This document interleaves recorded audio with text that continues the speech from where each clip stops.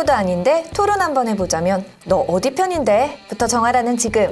그렇게 편 갈라놓더니 문제 해결은 언제? 뭐 좀 애매하게 알아 인생 고달픈 누님들의 유감 표명. 지금 시작합니다. 시사 좀 아는 누님.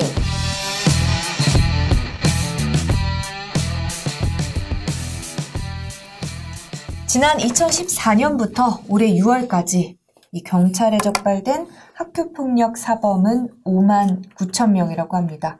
가해 학생들이 이제 6만 명 가까이 된다는 건데, 이 한 해 평균 10,000명 넘는 학생들이 학교폭력으로 경찰서에 붙잡힌 셈인데요. 이 학교폭력 너무 많은 사연이 있기 때문에 이젠 또 너무 익숙해져 버린 거 아닌가 이런 생각도 드는데 좀 쓸쓸하네요. 이게 이렇게 경찰이 동원이 되더라도 법은 멀게 느껴지고 멀죠. 당장 부모 눈에 아이는 빨리 지켜줘야겠다 싶으니까는 요즘 부모님들은 학교폭력 전문 심부름 센터를 이용한다고 하네요. 일주일에 300만 원에서 350만 원이면은 건장한 직원들이 가해 학생들이 찾아가서 위협하는 겁니다. 일종의 뭐 삼촌 서비스라고 예, 하더라고요. 이렇게까지 해결사를 동원해야지 이 학교폭력 문제를 풀 수 있는 건지 참 씁쓸하네요. 네, 안녕하세요. 아는 누님 명기자입니다. 예, 홍 반장입니다. 그리고 오늘 또 우리 게스트 모셨죠? 소개 좀 해주세요. 예. 직함이 많으십니다. 일단 학교폭력 피해자 가족협의회 회장. 줄임말 없나요? 학가협이라고 회장님. 하는데, 네, 학가협 회장님으로 이제 18년 동안 활동을 하셨습니다. 그리고 우리나라에 가해 학생을 치유하는 그 기관이 6,813곳이 있는데 학교폭력 피해 학생을 이렇게 케어해주는 곳은 28곳밖에 안 된대요. 아니, 거꾸로 된 거 아닌가요? 오히려 피해자들을 그렇죠. 가해 도와주는 데가 학생을 더 많아야 되는 거 아닌가 이런 그렇죠. 생각도 드는데. 그런데 이제 그 중에서도 전국 단위의 학폭 피해 학생 치유 기관이 단 한 곳이 있습니다. 이게 해맑음 센터고 대전 근처에 있는데요. 그곳의 센터장을 맡고 계십니다. 대전에서 오신 건가요? 네. 조정실 센터장님이십니다. 네, 안녕하세요. 안녕하세요. 그래도 뭐 네. 짧게 뭐 소개하셨지만 인사 한번 해주시죠. 예, 안녕하세요. 저는 학교폭력 피해자 가족협의회 지금 올해 18년째 활동을 하고 있고요. 저 역시 피해자로서 이 일을 시작하게 된 거고요. 학교폭력을 당하셨던 거예요? 예. 저희 아이가 중학교 2학년 때 학교폭력을 당하게 되면서 제가 이 일을 시작하게 됐어요. 지금은 그래도 그나마 학교폭력에 대해서 워낙 많이 알려져 있고 그리고 정말 잘못됐다는 것들을 알고 있지만 저희 아이 학교폭력 발생했을 때는 정말 어디 가서 정보 한 군데 받을 데가 없더라고요. 그러다 보니까 저는 정말 어렵사리 저희 아이의 사건을 해결하고 났는데 그 뒤부터는 해결하기 위해서 돈 받기 위해서 많은 분들이 자꾸 찾아오시더라고요. 찾아오시다 보니까 제가 결국은 제 하던 일까지 다 접고서 발목이 잡혀서 여기까지 이제 오게 됐거든요. 그래서 그러다 보니까 또 가장 필요한 거, 모든 거 전반적인 도움을 받을 수 있는 곳을 어떻게 보면 피해자들이 좀 치유받고 보호 지원받을 수 있는 그런 시설을 만들기 위해서 계속 뛰다가 지금 5년 전에 우리나라 최초죠. 지금까지도 하나예요. 하나가 있어가지고 해맑음 센터, 학교폭력 피해 학생, 피해 가족들을 민간이 위한 하는 교육부에서 일단은 지원은 받고 있고요. 그리고 저희 단 학가협에서 지금 위탁 운영을 받아서 20년 하고 있습니다. 전이면은 따님분이 저랑 좀 나이가 비슷하실 것 같은데 사실 저도 중학교 때 왕따를 당했었어요. 아니 진짜요? 진짜? 누가 명기자를 죽으려고 감히 지금? 제가 좀 예. 성격이 좀 특이해서 뭐 그랬는지 모르겠는데 중학교 1학년 때 반장이 그렇게 저를 괴롭히는 거예요. 저보다 등치가 한 2배 더 큰 친구였는데 제가 공부를 또 잘했거든요. 공부를 잘해서 왕따를 친 건지 뭔지 모르겠지만은 계속 막 이렇게 맞진 않았는데 은근히 따돌리는 거 이런 거 있잖아요. 그래서 한 번 제가 옳다. 너무 말로 해도 안 되니까 그냥 의자를 집어 던지니까 그다음부터는 안 괴롭히더라고요. 근데 사실 저야 뭐 제가 특이해서 그렇게 막 의자 집어 던지고 난리를 쳤지만은 사실 말 못하는 친구들 너무너무 많잖아요. 요새 학교 폭력은 저희 때랑 또 다르게 더 그쵸. 심해졌다고 하는데 현장에서 많이들 보시잖아요. 좀 어떤 경우까지 있나요? 뭐 아니, 근데 동전 이런 얘기까지 나오던데. 지금 얘기를 하니까 참, 우린 또 거꾸래요. 우리 딸아이는 키도 크고 그런데 오히려 얘가 좀 약해요. 그래가지고 결국은 아이들한테 계속 돈을 뺏기고 자꾸 그러니까 오히려 우리 아이는 얘기를 못 하는데 제가 엄마인 내가 나서가지고 해결하고자 해서 막 가가지고 학교 가서 막 애들 진짜 난리를 치고 그러다 보니까 결국은 우리 아이가 오히려 더 보복을 당하게 돼버린 그런 사건이에요. 그래서 제가 지금 그래서 요즘은 많은 이제 예방교육이라든지 이렇게 대처법에 대해서 교육하러 다니고 있거든요. 근데 부모가 어떻게 행동을 해야 하는지. 어떻게 보면은 부모로 인해서 또 아이들이 또 제2의 피해가 오는 경우들이 요즘은 그게 많더라고요. 그래서 오늘 그러면은 이 방송을 들으시는 분들은 내 아이가 만에 하나 없으면 참 좋겠지만은 가해 학생이 되거나 피해 학생이 됐을 때 어떻게 대처해야지 올바르게 하는지 이 방법에 대해서 회장님께서 좀 설명을 잘 해주시면 오늘 그 얘기하려고 사실은 제가 이 자리에 나왔습니다. 꼭 필요한 부분이라 좀 부모님들이 알았으면 좋겠어요. 그래요. 아니 현장에서 좀 도대체 어떻게 이거를 뭐 아까 동전 얘기했 그거 뭐예요 도대체? 아니 동전 얘기보다 저는 이게 명기자 얘기를 들으면서 저는 사실 학교 폭력이라는 건 학교가 있고 폭력이라는 말이 계속 있는 한은 없어질 수 없는 불가피한 측면이 있다라고 항상 생각을 해왔거든요. 근데 그 명기자 얘기를 들으면서 20년 동안의 변화가 딱 생각이 나는 게 아까 의자를 집어 던졌잖아요. 요즘에는 학교 폭력이 되게 법정 싸움처럼 된 부분이 있어요. 그쵸. 그래서 아마 상피로 의자를 집어 던진 부분을 가해로 처벌을 받을 수도 제가 처벌을 받을 수도 있는. 그러니까 요즘은 피해자와 가해자가 뒤집어지는 경우가 많고 그리고 이거는 이제 그런 법리적인 부분으로 가서 그런 거지만 실제로 또 피해자인지 가해자인지 이게 친구들 사이이기 때문에 되게 불분명한 경우가 많고 피해자였다가 가해자가 되고 가해자 그룹에 있다가 갑자기 돌연 피해자가 되고 되게 다단한 부분들이 있는 것 같아요. 근데 이거를 딱 한마디로 이렇게 아이들이 이 학교 폭력의 양상을 딱 한마디로 정리를 하시더라고요, 아까. 어떻게 정리를 하셨죠? 요즘은 옛날하고 좀 요즘은 많이 바뀌었더라고요. 요즘은 애들이 한 교실 속에서 친구를 괴롭히는 게 많아요. 전에는 우리 때만 해도 왜 이렇게 학교 간의 싸움이거나 동네 간의 싸움 그렇게끔 자기 무리하고 다른 무리하고 싸우는데 요즘은 아니에요. 한 무리 속에 내 친구를 이렇게 따돌린 게 있어요. 요즘은 사건이 발생했을 때 보면 대부분 교실 속에서 친구들하고 사이에서 벌어지는 일이 많은데요. 자, 한마디로. 한마디로 말하면 그래서 요즘은 이거를 아이들은 놀이문화라 그래요. 애들 괴롭히는 건 놀이문화. 그러니까 교실 속에 보면은 이렇게 괴롭히는 애들이 한 명씩 있더라고요. 그래가지고 한 아이를 계속 찍어가지고 계속 그 아이를 상대를 괴롭히고 있거든요. 이걸 놀이문화라 그러는데 지금 교육부나 교육청 같은 데도 보면요. 학교폭력 담당과가 학교생활문화과예요. 그 정도로 요즘은 아예 문화로 여겨지고요. 학교폭력이 문화. 네, 문화라고 지금 이런 문화는 문화. 이거는 예전에 교육부를 교육인적 자원부 이렇게 이름 붙였던 적이 있었거든요. 그것처럼 좀 잘못된 이름이 아닌가 그런 생각이 옛날에는 학교폭력 대책과였었거든요. 아니 도대체 어떤 놀이를 하고 있는데요? 무슨 놀이인데요, 도대체? 아이들이 되게 저희는 이렇게 많이 제가 18년 동안 활동을 하면서 많은 이렇게 사건들을 보는데 너무 심각한데, 근데 어떻게 보면 한편으로는 보면은, 저게 폭력인가? 장난처럼 여기는 경우들이 많아요. 그러니까 아이가 놀이처럼 이렇게 여기는 경우들인데요.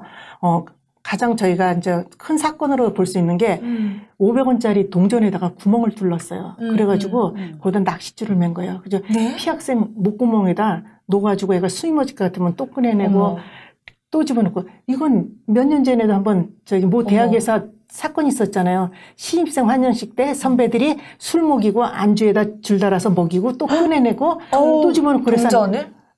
저기 대학생들은 안주에다가 그렇게 하고 근데 이거는 낚싯줄이요? 네, 낚싯줄에다가 그리고 또 바지를 벗겨서 항문에다가 샤프를 꽂고 샤프를 똑똑똑 분질러 그게 어떻게 놀이? 그래서 근데 애들은 그게 장난처럼 놀이처럼 생각하는 거예요. 그래서 이게 2년 동안 애가 그렇게 해가지고 결국 정신 분영증까지 왔던 그런 이게 실제 사례예요? 네, 실제 사례예요. 그런 사건도 있고 그리고 또 하나 지금 가장 이건 해마다 걸리지 않고 나오는 사건이 뭐냐면 애들 기절 게임이라 그러죠.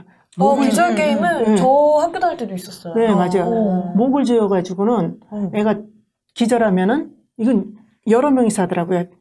저기 때려서 흔들어서 깨워가지고 돌아가면서 하는데 얼마 전에 또 하나 사건이 났는데 두 아이가 서로 기절 게임을 한 거예요. 그래가지고 한 아이도 목을 조여서 기절을 했다가 깨어났는데 그 다음번 애가 목을 조여가지고 깨어나는데 얘가 붙잡질 않아가지고 넘어지는 바람에 뇌진탕이 온 거예요. 그래가지고 그 부모님이 이거를 갖다가 소송을 하겠다고 나왔는데 두 아이가 서로 쌍방으로 했기 때문에 그 문제가 좀 그냥 서로 장난치다 생긴 사고라고 그렇게 해가지고 나가니 이런 것도 있고 그리고 또 그네놀이라고 해가지고 그네놀이 네, 우리 어른들 보면은 저기 강가 바닷가 물가에 가면 한 사람 붙잡고 이렇게 흔들다가 예를 들어 빠뜨리잖아요. 그거를 갖다가 흔들다가 던진다고 해서 그걸 그네놀이라고 하더라고요. 교실 시멘트 바닥에다 그냥 네. 바다 이런 데가 그리고 이게 장난처럼 여겨지는 게 우리 그래서 어른들 지나가다 이렇게 운동장 보면 애들 그런 장면 하면 야 장난하지 마 그런데 그 장난이라고 하면 안 되는 거예요. 이거는 애들이 장난을 빙장한 얘를 괴롭힘이에요. 그러니까 이게 말죽거리 잔혹사의 시대도 끝났고 그리고 이렇게 그냥 저희가 학교폭력 생각하는 거는 그냥 좀 돈 좀 뺏고 이런 건 줄 알았는데 그런 시대가 아니네요. 그러니까 요즘 괴롭힘이 엄청 정교해졌네요. 진짜.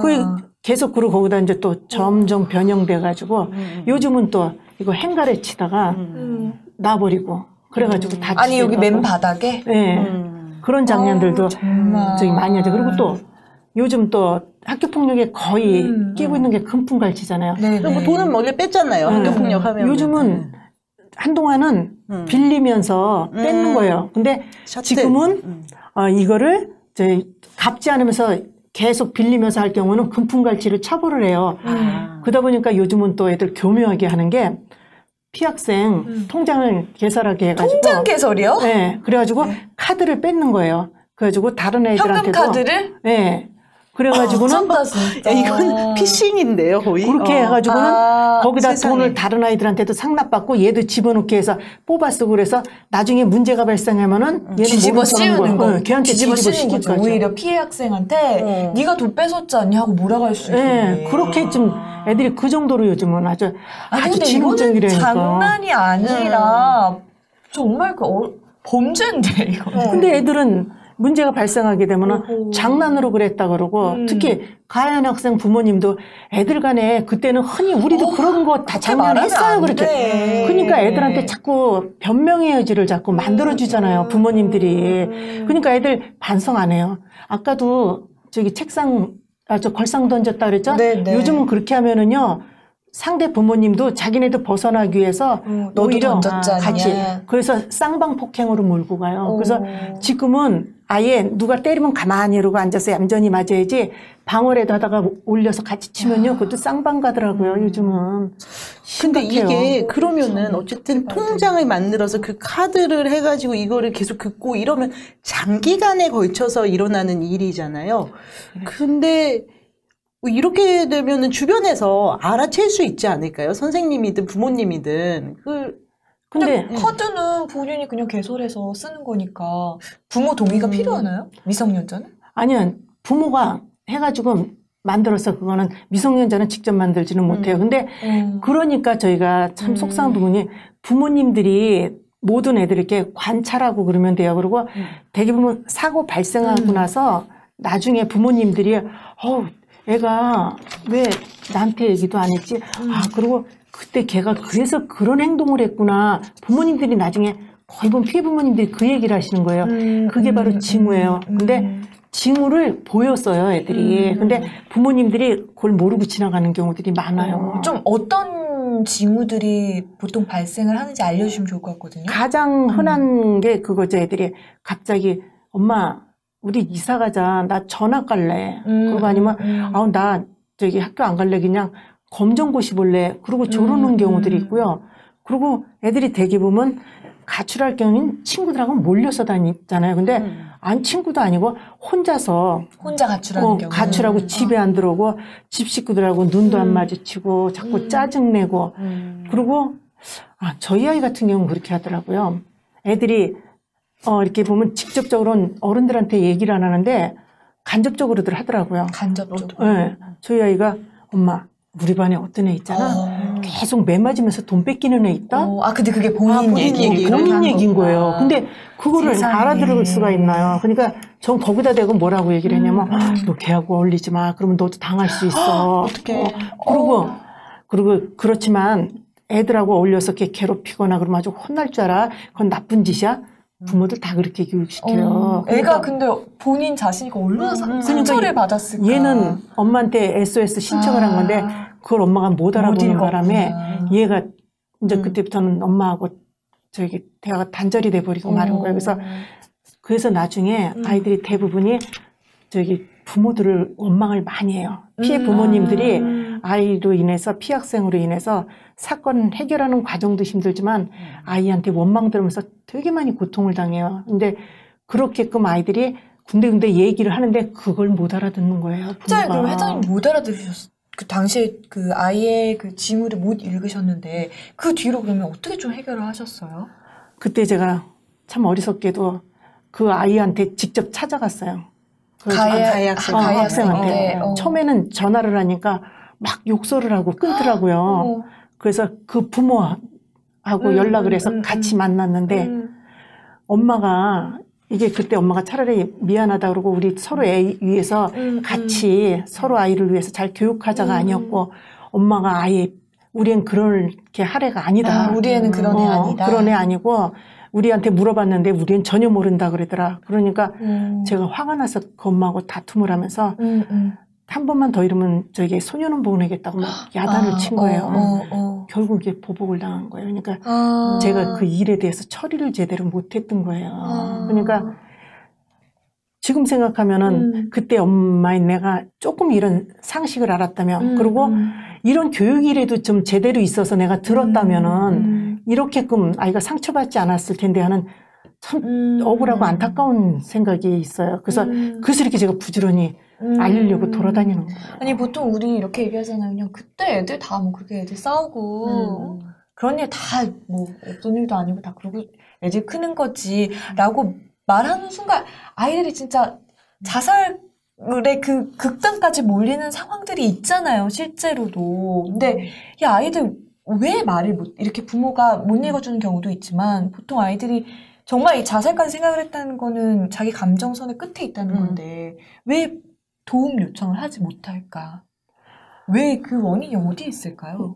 얘기 좀 전했듯이 되게 보면 아이들이 부모님한테 도움 요청을 하게 되면은 우리가 어떻게 보면 거기에 대해서 어떻게 현명하게 대처해야 될지 그 방법을 몰라요. 그러다 보니까 저처럼 가서 막 저희 부모들끼리 싸우거나 학교 쫓아가서 애들 야단치고 선생님 학교에 가서 막 요즘 되게 많이 하잖아요. 시끄럽게 막 하고 그 순간에 애는 이제 겉으로는 조용할지 모르지만 이제 그 뒤부터는 전체적으로 왜 은따라 그랬잖아요. 은밀히 따돌리 천따. 쟤는 튄다 이런 그리고 거지. 저 고자질쟁이 저 찌질이 엄마나 저렇게 해가지고 그렇게 되니까 애들이 결국은 보복을 당하게 되니까 애들이 두려워서 어른들에 대해서 믿지를 않아요. 그러니까 오히려 부모님한테 도움 요청을 하면 해결되는 게 아니라 일만 더 확대돼가지고 내 입장만 더 난처해지고 친구들한테 나만 찌질이가 된다고 생각을 하니까 아이들이 어른들한테 도움 요청을 하게 되질 않죠. 그래서 전 이거 보면서 좀 안타까운 게 지금 학교 폭력에 대해서 지금 사회적으로 너무 문제가 되니까 예방교육을 1년에 2번씩 의무적으로 학생이나 부모님, 학부모님도 교육받게 돼 있어요. 근데 맨날 똑같은 예방교육 반복하지 말고 실질적으로 좀 적용될 수 있는 실질적인 애들이 사건 발생 전후 사건 발생 전후 대처할 수 있는 방법에 대한 이런 실질적인 교육을 좀 해줘야 된다고 생각을 해요. 실질적으로 도대체 뭘 하면 될까요? 이런 상황이 벌어졌어요. 그러면은 선생님한테 먼저 알리거나 아니면 경찰에 신고를 어떻게 뭘 하는 게 제일 베스트일까요? 제일 필요한 거는 증거자료부터 확보해야 돼요. 자, 증거자료부터 확보해야 한다. 네, 증거자료부터 확보하고 그리고 일단은 학교 선생님과 같이 이게 해결해 나가야 되는 부분이에요. 근데 저는 이럴 경우에는 일단은 학교하고 부모님하고 같이 서로 공유하되 일단은 비밀로 해야 돼요. 이게 모든 게 다 증거 자료가 확보가 되고 그리고 빠른 시간 내에 해야 돼요. 그래서 학교에서 또 제가 선생님들한테 꼭 당부하는 게 일단은 삼자대면 하지 말라고 얘기를 해요. 아, 근데 보통 선생님들이 이런 게 일어나면은 삼자 대면을 하시는 일단 가해 학생을 불러서 너 맞아, 이랬니? 맞아. 하고 물어봐요. 네, 피해 학생 앉혀놓고.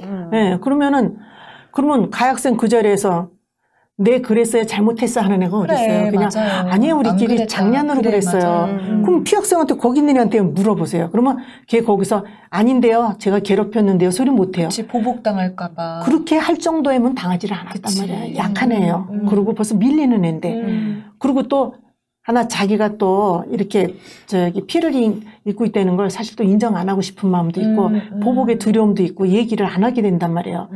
그러면은 어쩔 수 없는 상황이에요. 그러면 선생님은 뭐라 그러세요? 두 아이가 다 그냥 장난이라고 인정했는데 뭐 어떻게 해야 할 거냐. 그래서 절대 삼자대면 하지 못하게 하고요. 그리고 집에서도 부모님도 친구들 통해서 물어보지 못하게 해요. 왜냐면은 대개 보면 요즘 사건 나면은 그 무리 속에서 친구들 속에서 꼭 일이 벌어지더라고요. 그니 결국은 가해한 애 보고 너만 알고 있고 하면서 정보 달라 그러는데 오히려 이게 애가 어떻게 엄마가 보면 와서 나한테 물어봤다. 뭐 네, 이런 그게 식으로 오히려 얘기를 하는 더 거구나. 아이들한테 피해가게 되는 방법이죠. 그래서 반드시 증거 자료가 확보된 상태에서 그리고 양쪽 부모님이 다 아셔야 돼요. 그리고 선생님하고 같이 셋이서 만나서 하는데 근데 이때는 바로 하게 될 경우에는 또 문제가 생기더라고요. 선생님은 우선 가해 학생 부모님을 먼저 만나서 아이가 이런 행동을 했고 이런 문제가 발생을 했고 그리고 어떻게 이게 처리가 된다는 거는 가르쳐주고 그렇지만 그때 가해한 학생 부모님한테 바로 책임을 물으면 그 부모님 문 닫아 걸어요. 사실 어느 부모도 자식 가해라고 가르치지는 않거든요. 근데 자식이 다칠까봐 싹 부모님은 그때부터는 공격적으로 나오게 돼요. 그래서 부모님도 좀 위로해드리면서 그리고 피해 부모님한테도 위로하면서 같이 만나서 해결하도록 하는 거죠. 선생님이 해야 할 역할인 거구나. 반드시 시켜야 돼요. 증거를 어떻게 확보하나요? 일단 아이잖아요, 이게. 이 얘기 이런 방송에도 해도 될런가 모르겠다. 일단은 저희는 제일 먼저 현장에 있었던 그 증인들 아이들요.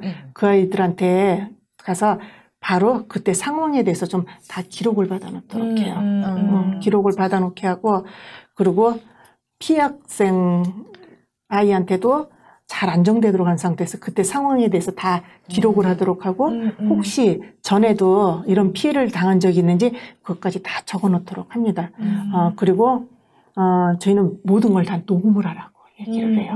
녹음하는 거 되게 중요한 거예요. 녹음을 하는데 일단은 비밀로 녹음을 하라 그래요. 근데 이제 뭐냐면 내 목소리가 들어간 상태에서 녹음하는 건 비밀로 녹음하는 거는 이거는 도청이 아니라 녹취라서 괜찮아요. 그래서 그게 어떻게 보면 나중에 많은 도움이 된다는 거를 알게 될 거예요. 그래서 그런 증거 자료도 확보하게 되고 그렇게 해가지고 갖고 있으면은 나중에 많은 도움이 되죠. 참 이것도 피해자가 피해를 당했다는 걸 입증을 해야 되는 게 참 그렇긴 한데 근데 요즘은 필요하니까 또 거꾸로 오히려 이렇게 피해자 가해자가 뒤집어지는 경우들이 있어요. 이게 피해 부모님은 애는 막 크게 다치고 상처 입었죠. 그러면 애 치료도 하고 막 정신없이 막 쫓아다니는 과정 속에서 이 가해 부모님 같은 경우에는 지금 사과들을 안 하거든요. 사과하는 순간 인정한다는 그런 것 때문에 사과를 안 하다 보니까 화가 나서 고소고발하게 되면요. 이 가해 부모님이 오히려 맞고소를 하는 경우들이 많아요. 근데 피해 부모님은 정신이 없고 가해 부모님은 우리 아이가 또 여러 번 사건을 저질렀을 경우에는 사고를 칠 경우에는 거기에 대한 또 노하우가 생겨가지고 거꾸로 이 부모님들이 증거 자료를 막 만들어가지고 오히려 명예훼손으로다가 무고죄를 거는 경우도 있어요. 그건 정말 자신의 아이를 망치는 건데. 근데 이게 모르나 모르겠어. 요즘은 학교 폭력이 생활기록부에 기재되잖아요. 네. 그러니까는 이제 우리나라는 아무래도 중고등학교에서는 대학이 최우선이니까 그래서 가해 학부모들이 더 인정을 못하지 않는 게 아닌가 이런 얘기도 나오긴 하잖아요. 근데 이 생활기록부 기재를 주장을 했던 게 처음에는 이 학교법에서 하신 거잖아요. 이런 결과를 좀 예상을 하셨어요? 저희가 제일 처음에 그걸 주장한 이유는 저희는 재발 방지가 목적이었었어요. 그래가지고 일단은 아이가 잘못했을 경우는 생활기록부에 기재를 하고 그런데 아이가 다시 재발하지 않고 다시 폭력을 저지르지 않았을 경우에는 졸업과 동시에 삭제를 해주자. 삭제를 해줘. 왜냐면 사실 대한민국의 부모님 치고 대입시에 반영된다 그러면 어떻게든 수단 방법을 가리지 않고 막을 거라는 그 생각에 저희는 어떻게 보면 우리 아이들 안전장치로 보호하기 위해서 그거를 만들었던 거예요. 근데 이거를 지금 다 졸업과 동시에 삭제해버리겠다는 얘기가 자꾸 있어서. 재발과 상관없이요? 네, 그러면은 그럴 경우에는 이거 하나만 한 거지. 아니, 아이한테 어떤 불이익이 돌아가야지. 그래도 어떻게 보면 상대에서 조심하고 할 텐데 안타까워요, 저희는. 그래서. 가해 학생 부모 입장에서는, 그러니까 가해 학생 부모가 진짜로 장난이라고 생각할 수도 있잖아요. 그러니까는 우리 애가 처벌받지 않아야 되니까는 내가 우리 애가 잘못한 거 알지만 장난이어도 피해 학생은 정신적 고통과 육체적으로 피해를 입었는데도 그게 눈에 보이는데 그러니까 그렇지만 이제 애 편이니까 가해자의 입장에서는 아니 장난인데 제가 문제 제기하지 않았으면 아무 일도 없었을 텐데 또 이렇게 생각할 수도 있잖아요. 그래서 근데 만약 생활기록부에 그게 있으면 재발을 안 하면은 졸업 때 지워준다고 해도 재학생 때 대학을 가려면은 그건 대입 정보로 들어가는 거잖아요. 졸업 전이니까. 그래서 저쪽도 물러나지 않는 약간 그런 것 같아요. 저쪽도 물러나지 그러니까 가해자 쪽도 생활기록부 기재에 대해서 자꾸 없애자고 하는 우리 아이 대학 보내야 되는데 생활기록부에 자꾸 남으니까. 그래서 저희도 사실 다 자녀 키우는 입장에서 사실 아이들 그런 염려들은 다 해요. 그래서 저희가 요즘 하고 있는 게 뭐냐면 조건부 미기재로 하자는 거예요. 일단은 기재는 좀 미약한 사건 같은 경우에는 미기재를 하자. 그랬다가 재발했을 경우는 가중처벌해서 적고 그러고선 기록을 하고 반드시 불이익을 당하도록 5년 동안에 그게 기록이 있도록 하자. 못 지우게. 네, 그렇게 하고. 근데 그 안에 아이가 아무 문제 없이 재발하지 않을 경우에는 그냥 기재하지 않는 거로 하자.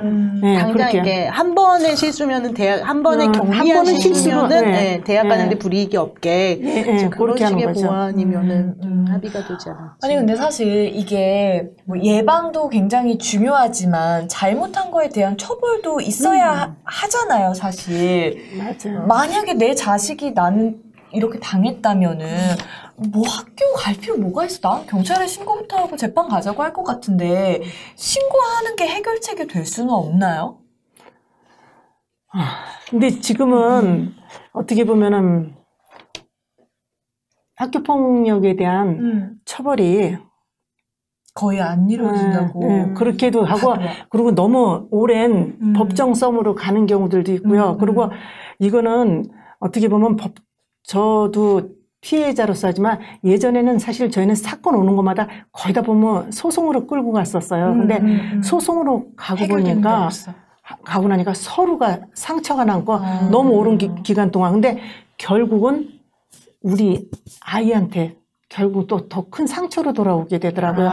그래서 저희는 가장 좋은 방법은 일단은 정말 이게 가해한 학생이 진심 어린 사과를 하고 용서와 화해가 이루어진 상태에서 우리가 지금 이렇게 생기부 기재까지 하고자 하는 거는 우리 아이가 교실석에 안전하게 들어가서 친구들하고 어우러질 수 있는 교실 생활을 할 수 있는 게 목적이기 때문에 그래서 저희는 굳이 이렇게 그러니까 처벌보다는 우리 아이가 다시 교실 생활에 잘 적응할 수 있는 게 목적. 근데 저는 참 안타까운 게 부모님들도요, 가해한 학생의 부모님들도 계속 이제 사과는 해야 된다 그러면 사과해가지고 어떻게든 화해시키겠다는 주변에서들 많이들 요즘은 화해 중재를 시키거든요. 근데 피해 부모님들이 너무 분노하는 게 와가지고 사과를 하면 정말 진심 어린 사과가 아니라 그냥 미안하다.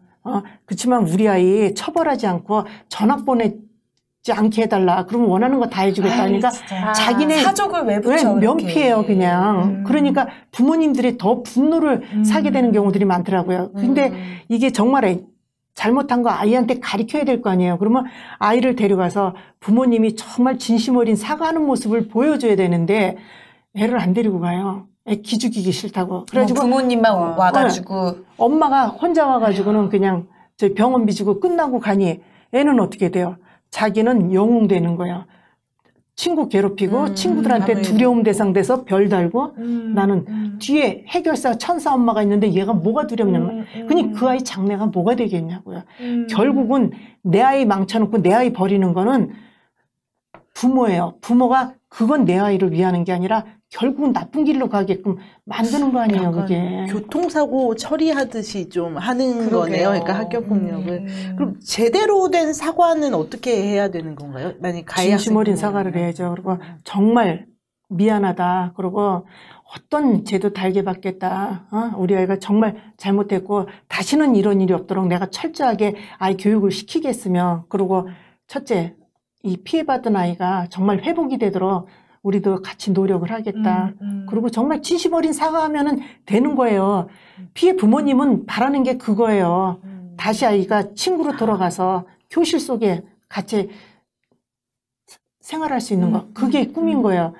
근데 저는 어떤 때는 이렇게 큰 사건들 많이 나오잖아요. 나올 적에 보면 막 거기에 댓글에 네티즌들 보면 정말 처벌이 너무 약하다. 다 똑같이 해줘라. 막 험악한 얘기 나올 적에 솔직히 말해서 저도 시원해요. 마음은 시원한데 시간이 지나면서 마음이 아파요. 그 아이들도 어떻게 보면은 그렇게 가정이 가도록 우리가 사실 뭘 했나.